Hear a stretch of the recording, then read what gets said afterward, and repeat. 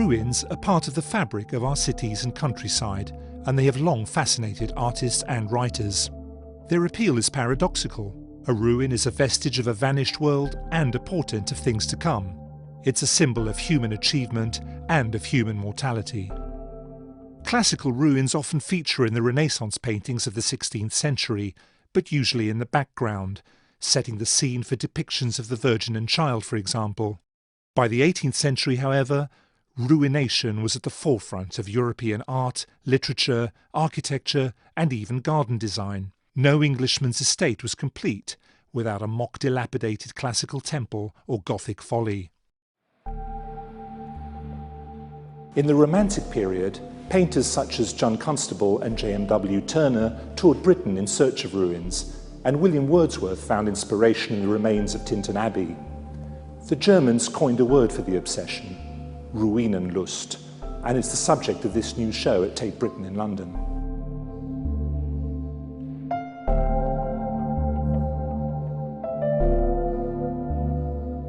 Works like John Martin's The Destruction of Pompeii in Herculaneum from 1822 are deeply rooted in the past.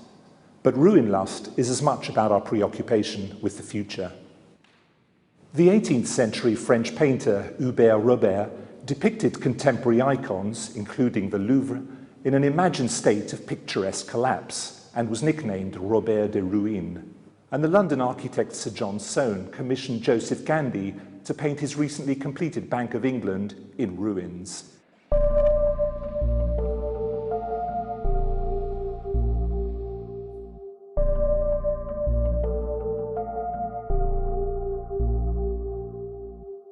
So what does contemporary ruinlust look like, and what does it tell us about our own obsessions?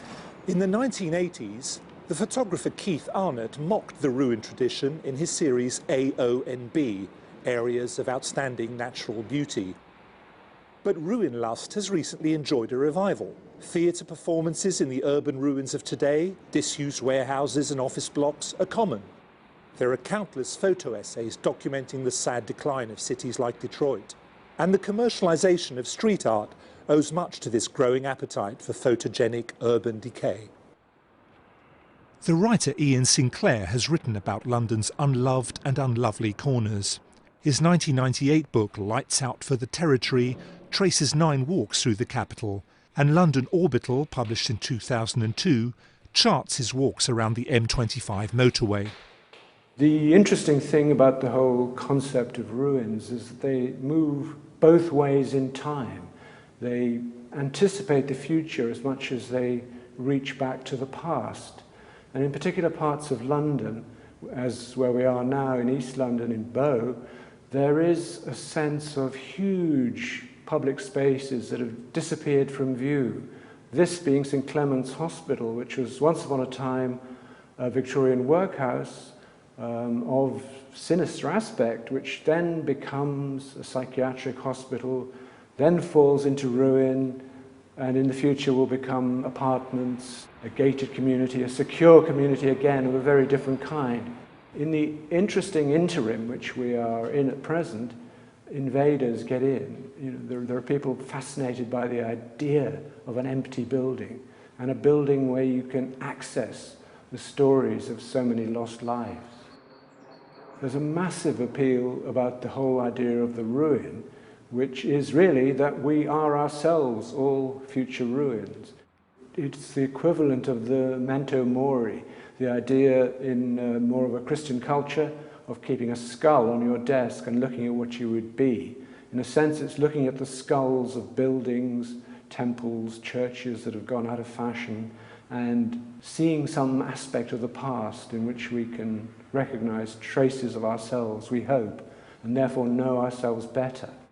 The contemporary culture really doesn't like the idea of ruins. We want to re-narrate history.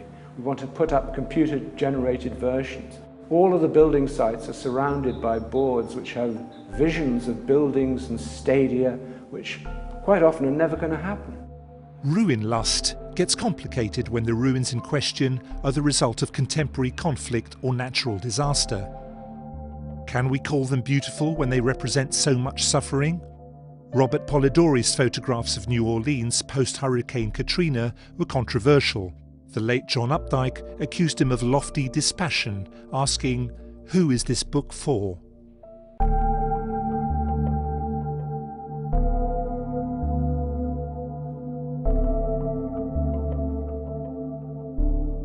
The Atlantic Wall was a huge structure conceived and created by Hitler himself, 5,000 kilometres long, stretching from northeast Norway to Biarritz in the southwest of France.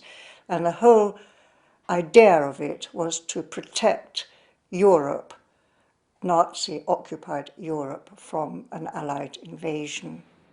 The more I photographed these structures, I just became overwhelmed by the absolute total insanity of this conception, of Hitler's conception of the Atlantic Wall.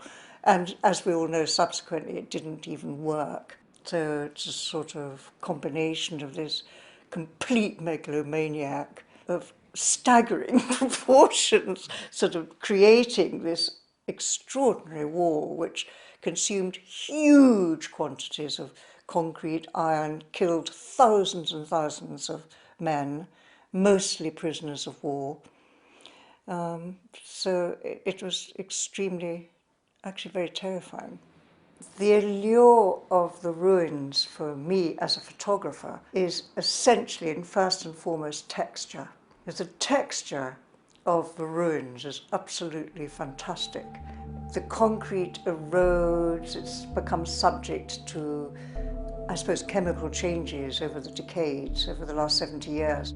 Also nature, and the effects of nature gradually breaking down these monstrous monuments of evil intent.